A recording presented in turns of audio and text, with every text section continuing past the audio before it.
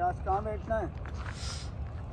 ادھر ہی بیٹھتے ہیں بھائی. کون سا ٹاپک ہے؟ آج بھی سیم ٹاپک ہے. اور ابھی ہم آئے ہیں. لائٹ کھول لو. لائٹ کا بٹن چلا گیا.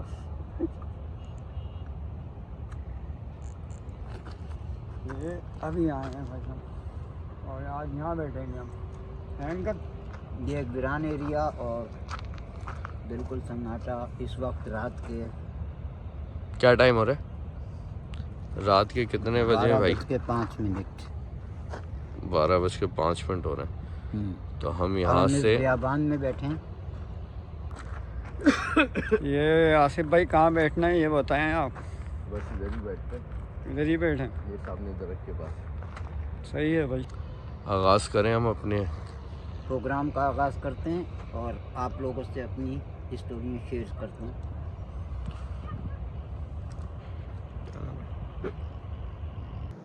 بسم اللہ الرحمن الرحیم. السلام علیکم. وعلیکم السلام.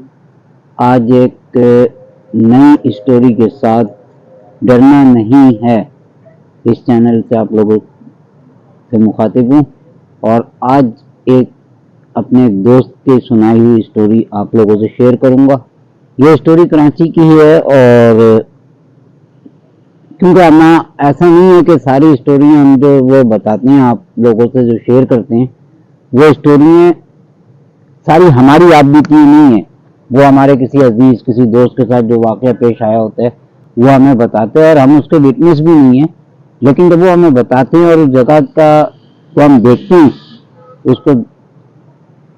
اس کو دیکھتے ہیں، ہاں، تو ہمیں یقین سا ہوتا ہے کہ واقعی یہاں ایسا واقعہ کچھ ہوا ہوگا.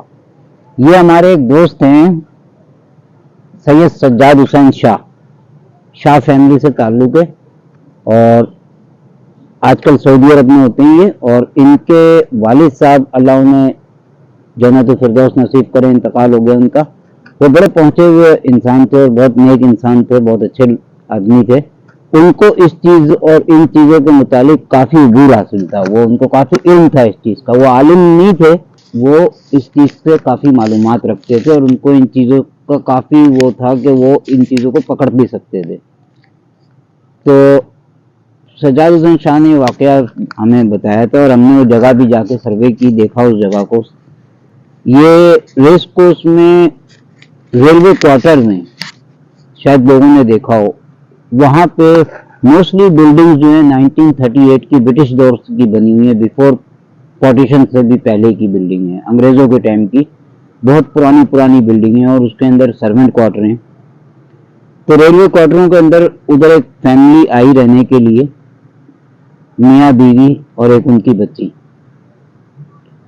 تو اس کے جو شوہر تھے وہ بھی ریلوے میں کام کرتے تھے، اور شاہ صاحب کے والد تھے وہ بھی ان سے اس کا دوست تھا. وہ تو ان سے ان کی ڈائریکٹ ڈیلی بیسس پہ ان کی ملاقات رہتی تھی، ملتے تھے. تو انہوں نے وہ اپنے گھر پہ بھی اکثر چلے جاتے تھے ان کے، تو ادھر بیٹھتے تھے. تو ایک دن شاہ صاحب کو محسوس ہوا کہ یہ گھر کچھ بھاری ہے، یہاں پہ کچھ ہے. انہوں نے اس کا ذکر اپنے دوست سے کیا. اس نے بولا یار میں تیرے سے کافی دن سے اس مسئلے پہ ذکر کرنا چاہ رہا تھا، لیکن میرے کو موقع نہیں مل رہا تھا. میں ایسا محسوس کرتا ہوں کہ میری بیوی جو ہے نا وہ رات کو بات کرتی ہے اور عجیب سی باتیں کرتی ہے، ایک دم چیخنے لگتی ہے، پھر بیٹھ جاتی ہے، پھر ہنسنے لگتی ہے. تو میں نے کافی لوگوں سے ڈسکس کی اس مسئلے میں، تو ان کا کہنا یہ ہے کہ اس کا دماغی توازن جو ہے اس کا بگڑ گیا ہے،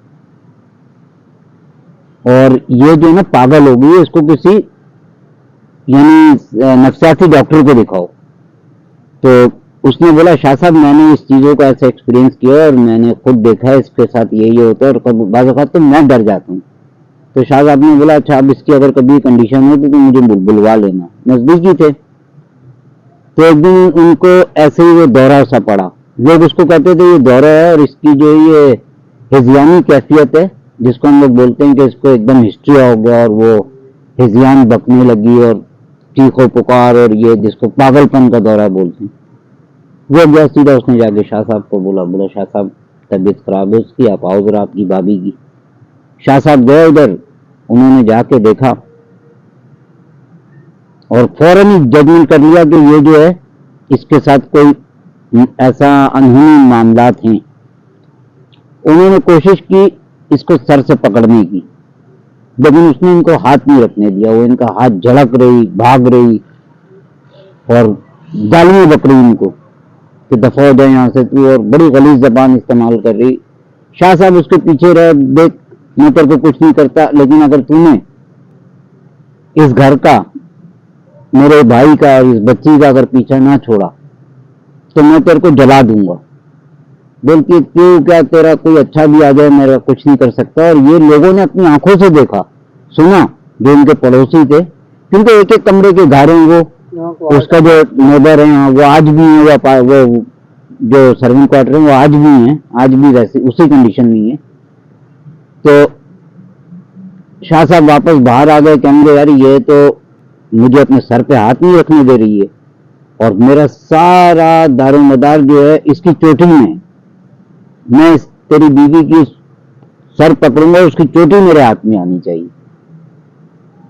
تو اس نے بولا شاہ صاحب ایسا کرتا ہوں، میں جو ہوں اس کو ایسے جھپی ماروں گا اور آپ جو ہے اس کو پکڑ لینا. تو بولا نہیں، اگر اس نے ابھی تک تو یہ وائلنس نہیں کر رہی ہے، چیخ پکار کر رہی ہے، گالیاں بک رہی ہے، لیکن اگر یہ آ گئی کسی مار پیٹ کے اوپر تو بولا یہ پھر ہمارے بس میں نہیں آئے گی، پھر یہ جس چیز کو مارے گی وہ مر جائے گا. تو شاہ صاحب نے اس کو بولا کہ بھائی اس کا میرے کو کسی طریقے سے بس میرے کو اس کی چوٹی پکڑا دے.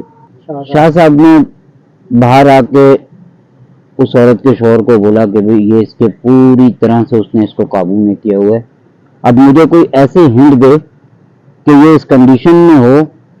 تیرے گھر کا ایک دروازہ ہے،